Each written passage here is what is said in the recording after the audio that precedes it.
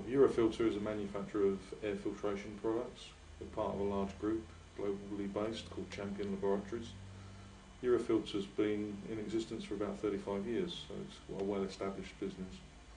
Moved into its current location in the early part of 2003, and I took over the responsibility for the business in the middle of 2007.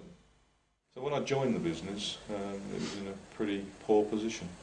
The reality is it had been losing money since 2003. It was really only being kept in business by its parent company, who were putting cash in, largely because it had some strategic significance to the parent. My task from the middle of 2007 was to really look at the business and try to identify a strategy for getting us back to profit in as short a space of time as possible.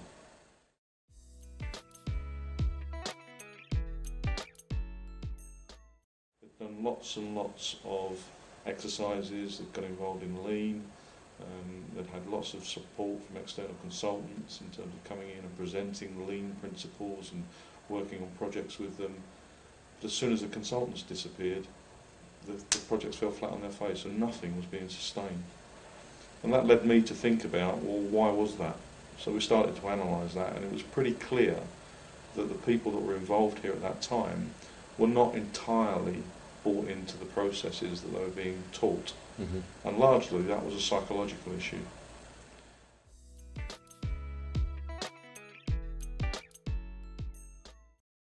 So what we had to do was we clearly needed some external help. We looked around in the marketplace, and I met with David Bovis, and we talked about the concept of PCC, and it was just exactly what I felt the business needed. So we contracted David.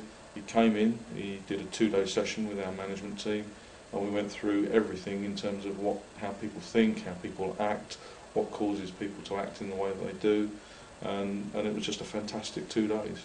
And as a result of that, our senior management team and the next level of management down, who were involved in that training process, started to engage their own brains and thinking about how we actually move the business forward. The management team actually grasped the concepts really, really well. So that 2 days, from my viewpoint, was a massive investment at the time for the business, but the payback has just been phenomenal.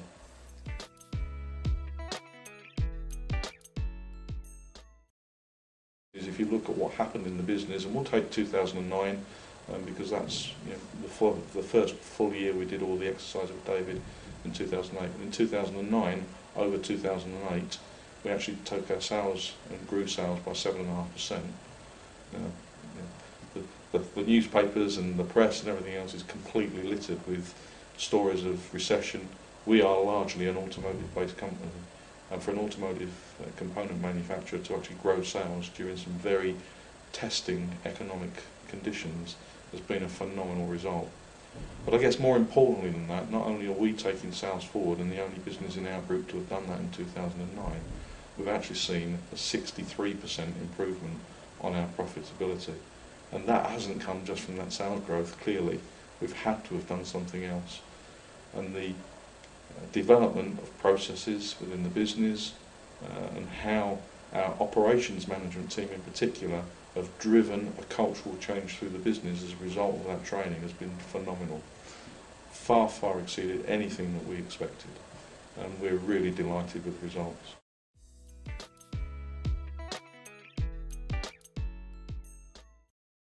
Caused the whole of the management team to start thinking about the business clearly, changed their approach. Instead of being dictatorial, they were being more consultative, they were involving people, and people had an input into some of the outcomes that they were responsible for, whereas previously that didn't happen. Yeah.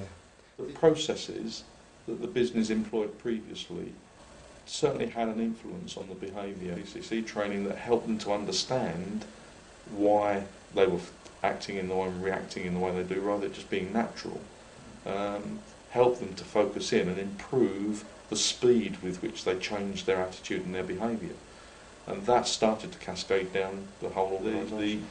We've now modified quite a number of processes within the business. So the systems that we use to run the business have been changed, and some of them very radically, and we're still in that process today of changing our operating methods.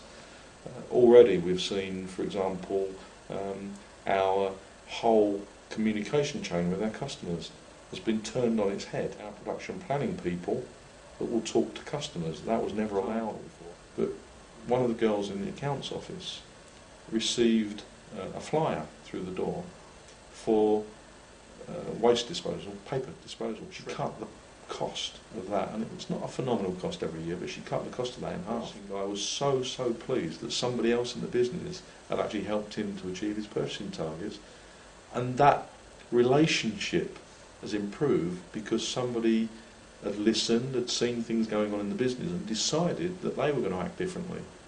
And now the relationship between purchasing and accounts is much stronger. So the whole benefit, just from that one small example, is availability go from a very poor result. Consistently, it was one of the biggest problems that this business had, was satisfying customer orders on time. And now, as part of our overall group targets, we're at 98% plus availability on time to all of our customers, and that's a fantastic turnaround.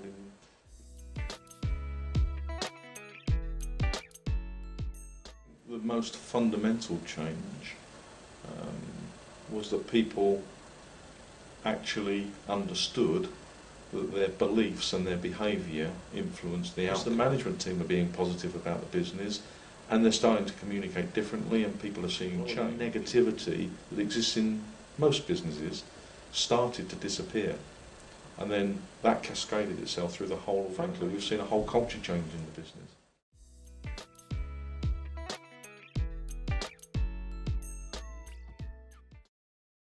A continuous trend of improvement.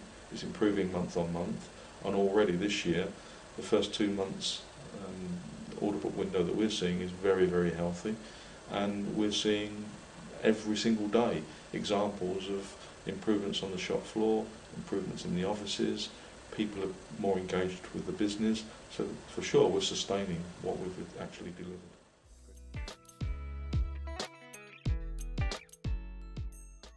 There's absolutely no doubt in my mind that when I arrived at this business, people didn't take decisions, they wouldn't do anything differently because they were afraid. And that fear element was very, very prevalent in the business.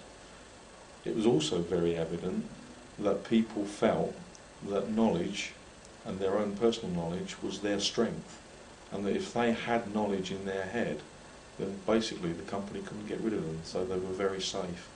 That doesn't exist today.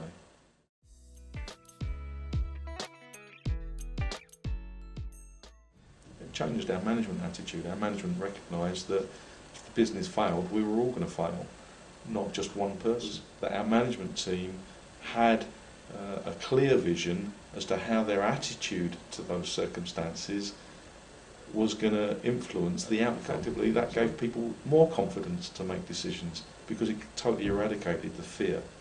And that's been a really strong underpinning of actually our whole development going forward. I didn't know anything about PCC until we sat down with Dave Bovis, and I started to understand the theory of it. It actually helped me to reflect and say, okay, even I can improve in this area, and I've actually changed some of my behaviour since we had the PCC training as well.